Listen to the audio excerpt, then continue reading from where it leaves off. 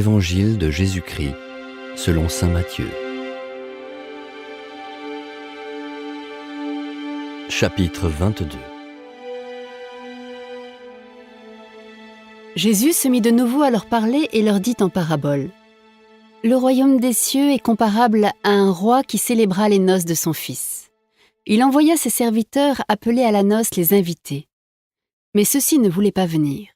Il envoya encore d'autres serviteurs dire aux invités « Voilà, j'ai préparé mon banquet, mes bœufs et mes bêtes grasses sont égorgés, tout est prêt, venez à la noce. » Mais ils n'en tinrent aucun compte et s'en allèrent, l'un à son champ, l'autre à son commerce.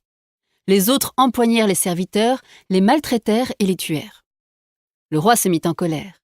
Il envoya ses troupes, fit périr les meurtriers et incendia leur ville. Alors il dit à ses serviteurs « Le repas de noces est prêt, mais les invités n'en étaient pas dignes. Allez donc aux croisées des chemins. Tous ceux que vous trouverez, invitez-les à la noce. » Les serviteurs allèrent sur les chemins, rassemblèrent tous ceux qu'ils trouvèrent, les mauvais comme les bons, et la salle de noces fut remplie de convives. Le roi entra pour examiner les convives. Et là, il vit un homme qui ne portait pas le vêtement de noces. Il lui dit « Mon ami, comment es-tu entré ici sans avoir le vêtement de noces ?» L'autre garda le silence. Alors le roi dit aux serviteurs « Jetez-le pieds et poings liés dans les ténèbres du dehors. Là, il y aura des pleurs et des grincements de dents. Car beaucoup sont appelés, mais peu sont élus. »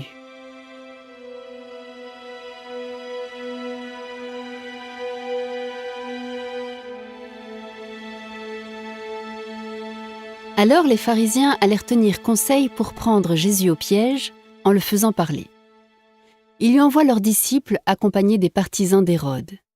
« Maître, lui disent-ils, nous le savons, tu es toujours vrai et tu enseignes le chemin de Dieu en vérité. Tu ne te laisses influencer par personne, car ce n'est pas selon l'apparence que tu considères les gens. Alors, donne-nous ton avis. Est-il permis, oui ou non, de payer l'impôt à César, l'empereur ?» Connaissant leur perversité, Jésus dit « Hypocrite, pourquoi voulez-vous me mettre à l'épreuve? Montrez-moi la monnaie de l'impôt. » Ils lui présentèrent une pièce d'un denier. Il leur dit « Cette effigie et cette inscription, de qui sont-elles ?» Ils répondirent « De César. » Alors il leur dit « Rendez donc à César ce qui est à César, et à Dieu ce qui est à Dieu. » À ces mots, ils furent tout étonnés. Ils le laissèrent et s'en allèrent.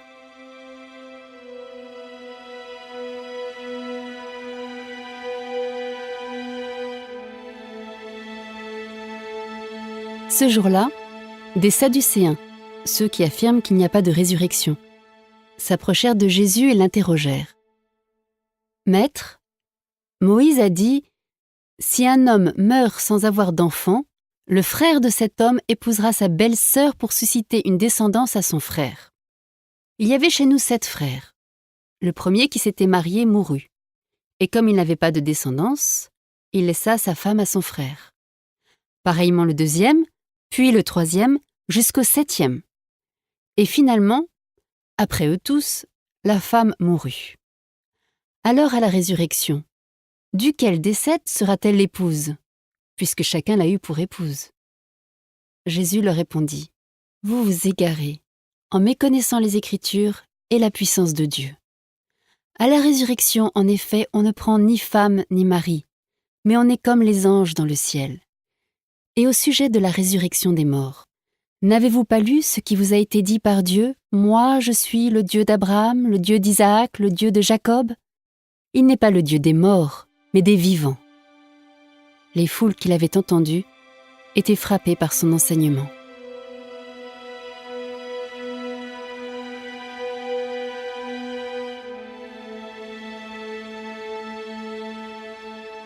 Les pharisiens, apprenant qu'il avait fermé la bouche aux Sadducéens, se réunirent. Et l'un d'entre eux, un docteur de la loi, posa une question à Jésus pour le mettre à l'épreuve.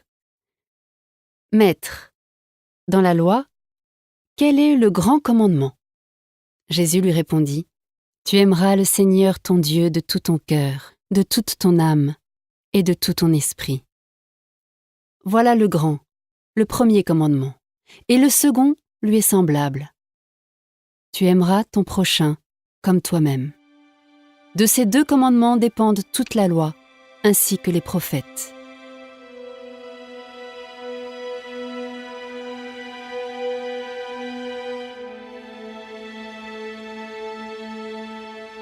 Comme les pharisiens se trouvaient réunis, Jésus les interrogea. « Quel est votre avis au sujet du Christ ? De qui est-il le fils ?» Ils lui répondent « De David. » Jésus leur réplique « Comment donc David, inspiré par l'Esprit, peut-il l'appeler Seigneur en disant « Le Seigneur a dit à mon Seigneur, siège à ma droite jusqu'à ce que j'aie placé tes ennemis sous tes pieds. » Si donc David l'appelle Seigneur, comment peut-il être son fils ? Personne n'était capable de lui répondre un mot, et à partir de ce jour-là, nul n'osa plus l'interroger.